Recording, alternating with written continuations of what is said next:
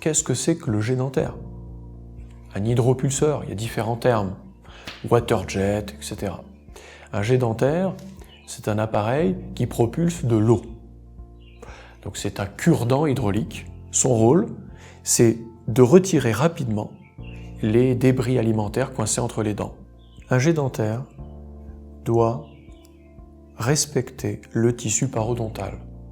Si un jet dentaire cause des lésions, à long terme, il abîme le réseau capillaire. Or, le but, c'est la santé des gencives. Donc si on envoie un jet dentaire qui blesse, qui cause des micro-lésions, d'un, on fragilise ce réseau, la santé capillaire, mais de deux, on facilite la pénétration dans le sang de bactéries telles que le Streptococcus mutans, une bactérie qui est très connue des cardiologues, et elle n'a rien à faire dans le sang, cette bactérie. Elle cause des rhumatismes cardiaques, elle est retrouvée lors d'autopsies chez des personnes qui ont eu une crise cardiaque. Donc c'est une bactérie qui n'a rien à faire dans le sang. Il y en a bien d'autres.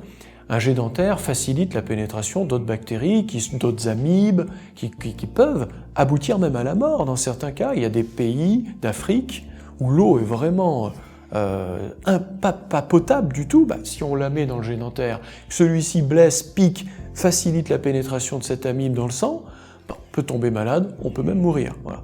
Les risques existent, tous les fabricants qui ont un jet qui présente ce risque le marquent noir sur blanc, ça fait partie des effets secondaires possibles, mais est-ce qu'on peut s'épargner ce type de risque dans un jet dentaire? Eh bien oui, on peut s'épargner ce type de risque.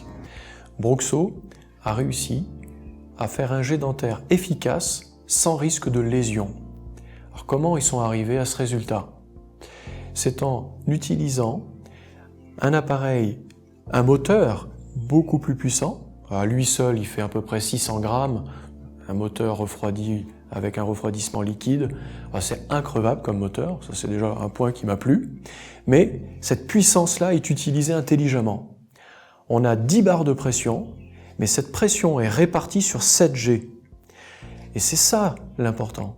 C'est pas d'avoir forcément un G où on met 5 barres de pression, qui est direct et qui est fin et qui cause des lésions.